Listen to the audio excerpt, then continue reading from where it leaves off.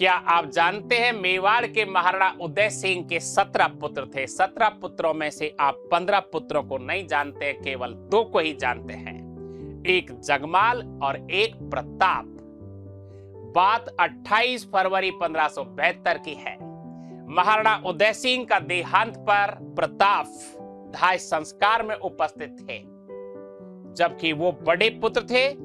नियम ये था कि मेवाड़ का जब भी कोई राजा का देहांत होता है तो बड़ा पुत्र जो होता है वो राजगद्दी पर बैठता है और सभी पुत्र जागीरदार, सामंत और जनता दाह संस्कार करती है।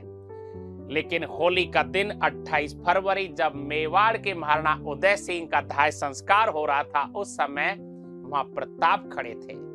जागीरदारों ने, सामंतों ने, राजाओं ने, जनता ने कहा कि प्रताप बड़े संस्कारवान थे, लेकिन आज इन्होंने मेवाड़ की ये गरिमा पर क्यों कलंक लगाया है। जैसे ही पता चला कि महाराणा उदय सिंह की रानी भट्टियाणी रानी जैसलमेर के भाटी राजा की पुत्री ने अपने जीवन काल में ही उदय सिंह से अपने पुत्र जगमाल को राजा घोषित करवा लिया था, जबकि नियम के अनुसार किसको बनना था?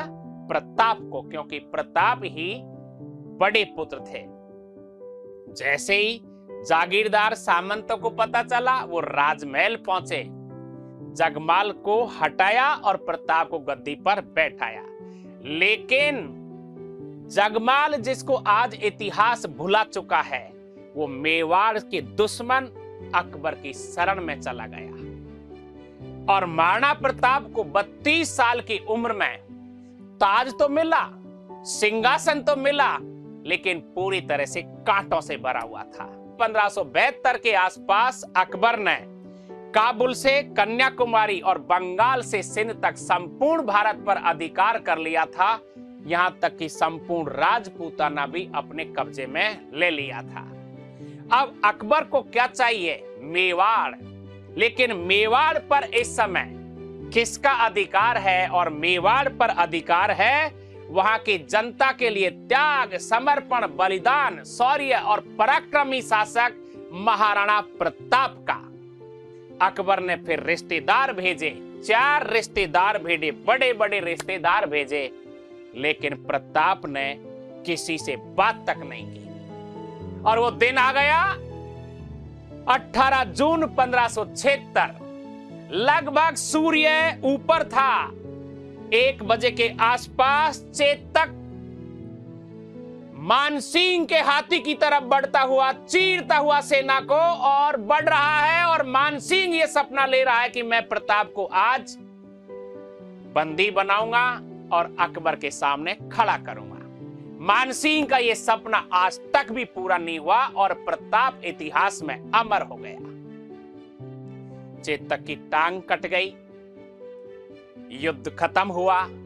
इतिहासकारों ने इस युद्ध के बारे में कहा कि यह युद्ध अकबर जीता है, लेकिन अब प्रमाण से, तथ्यों के साथ ये क्लियर हो चुका है कि हल्दी घाटी का विश्व प्रसिद्ध युद्ध महाराणा प्रताप ने जीता था। और महाराणा प्रताप ने इसलिए जीता था क्योंकि उस समय वहां की जनता, मेवाड़ की जनता आन बान और शान के लिए डट गई थी। अकबर कुचक्र पर कुचक्र चलता रहा। कुछ समय बाद प्रताप के हाथ से उदयपुर भी गया, कुंभलगढ़ भी गया, तकलीफ भी आई थी।